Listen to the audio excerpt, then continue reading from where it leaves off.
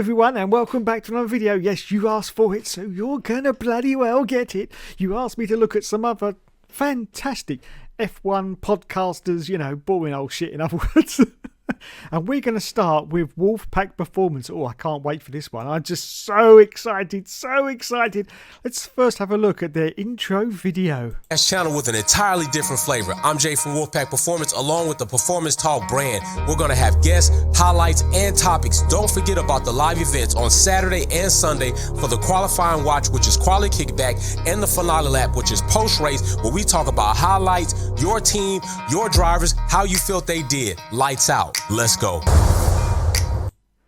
Bloody hell, I feel dizzy after that. So there he is, everyone. Wolfpack Performance. They've currently got 11.4k subscribers, which means I hate them already. Yes, I hate them already. Now let's go and have a look at the latest video that they've just uploaded. I don't see Ford coming right in being hella competitive. I don't see it. So that's another situation Red Bull's going to have to worry about. So I'm just telling you this. I'm just being honest about the situation. So let's just keep those things into perspective and let's go from there.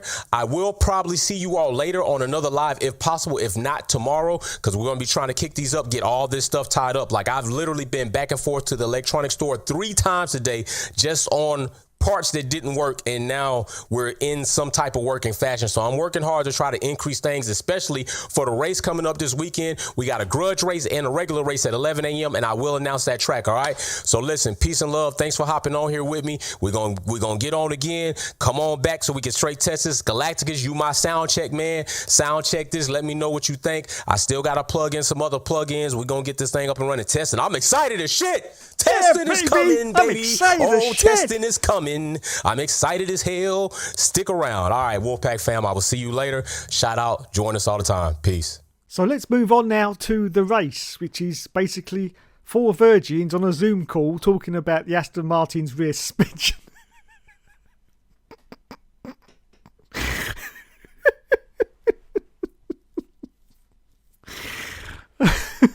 I'm sorry. Just let's just roll the clip. I'm sure it'll be brilliant. Let's just roll it. Usually long winter, Formula 1 pre-season testing is finally upon us. Wait a minute. Hold that right there. How old is this kid? He sounds about 12. He's got to be a virgin. Now it's all falling into place. Now I know what's happening at WTF1. It's full of virgins. What the? Just listen to his voice. Only 3 days of running are permitted this season in Bahrain, so every team has already hit the track to rack up some vital shakedown mileage. He surely can't even have a car licence by now. Surely. Anyway, that's the race, everyone. Yes, quite possibly the most boringest podcast on YouTube. Yeah, go check them out. It's better than Night Owl. If you've got trouble going to sleep, then just watch a race video. Yes, you can see now why they took over, or should I say they are in charge of WTF1. You can definitely see why. So our next one is rocket powered Mohawk. Oh god, I'm going to get crucified for this. Let's have a look at rocket powered Mohawk then. Okay, he's a YouTuber. That's nice. Now, it clearly looks like he's just jumped into that's his dad's car. That's not his car. He could never afford a car like that. He's still living with his parents. That's obvious. Absolutely obvious. Yes. And you can see by the fact that he's only got half a haircut that that's all he can afford. So that is definitely not his. I bet that car doesn't even work. I bet you that car doesn't even function. It's a non-functioning old car from the 50s. It looks like an Austin Healey or something like that anyway. I don't know. But there you go. There's Christian Horner is fuming. Over the past few weeks, he's been defending himself and Red Bull from the Koskapen apocalypse. Apocalypse. I love the head movements. Absolutely classic. Yeah.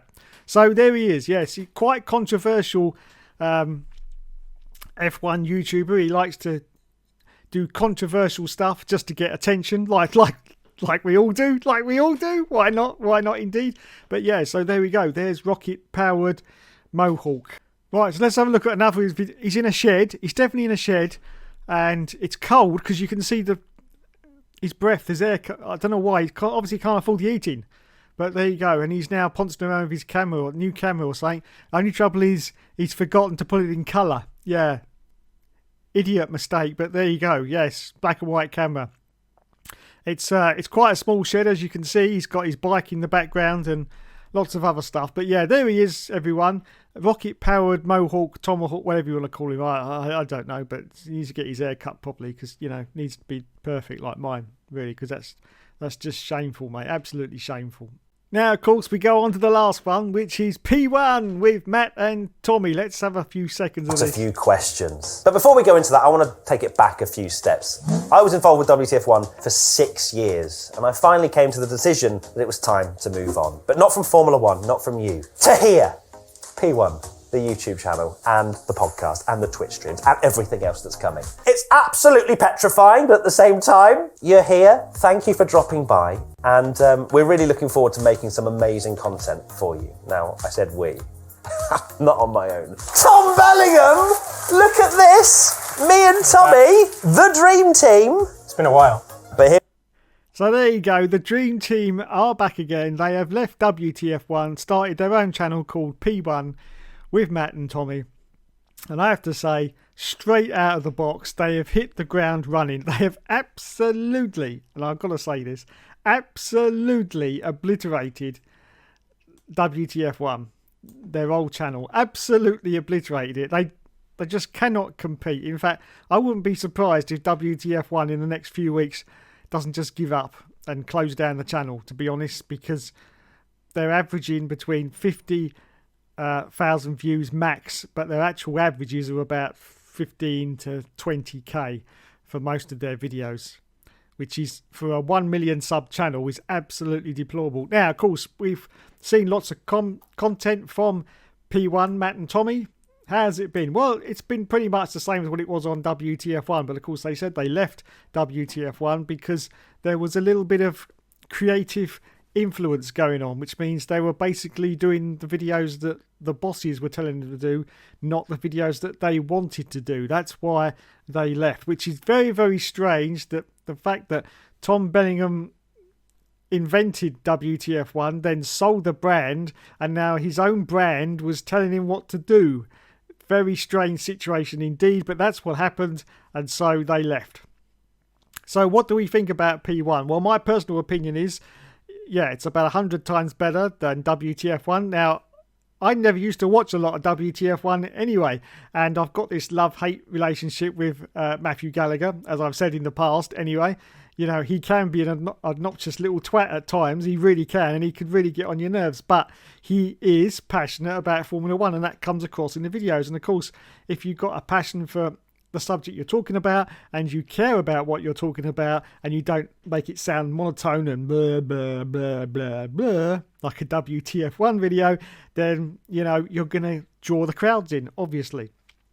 That's what it's all about, because content on the internet now is just, there's so much of it, and there's so much competing for views and, getting viewers to actually watch the videos, that unless you're out there and you're really giving it your all, you've got no chance of getting your head above the water and getting recognised on YouTube.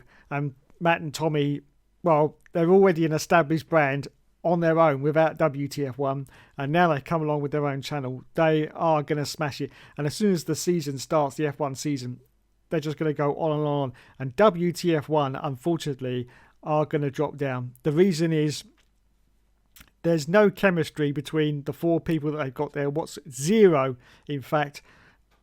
Also, when they're making the videos, they think they're being funny, but they're not. I also hate the fact that they're now bemoaning the fact that they're not getting views and mentioning it pretty much in every video, saying, oh, come on, please watch, please watch, please watch. Make better videos. Make better videos, and then people will watch them. Don't complain because you've made another shit video and people aren't watching it. Yes, that's the way to do it. But, what you should have done is you should have started again. In fact, I personally would have got rid of the WTF1 brand completely, rebranded it. You would have had that million fan base, although I don't know how many have actually left right now, but you would have had that fan base still there, and you could have built the channel from there. But no, you're just trying to hang on to the tails, the tails of Matt and Tommy, you're just trying to hold on to them to try and, increase your revenue, which must be sinking faster than the Titanic right now. Your revenue stream must be, I look at it nearly every day on Social Blade. It's ridiculous how much it's dropped off. It really is. I'm not surprised they're all broadcasting from their kitchens and bedrooms, because they obviously can't be getting paid a lot if they're only getting paid in ad revenue. I mean, if they're actually getting paid in wages, the whole channel will fold in about 3 months total. It's got to, because there's no way that's sustainable. In the UK, due to the cost of living crisis, we need at least, £350 a week just to survive. And if that's what they got to pay 4 people and they're getting views back of about 15k a video, well, you work out the maths. You end up with about £3.64 per 1,000 views. So you work out the maths. It's not difficult to work out, is it? No. But there you go. That has been my very quick review of other F1 podcasters. Thanks so much for watching, everyone. You've been awesome, and I'll catch you in the next video.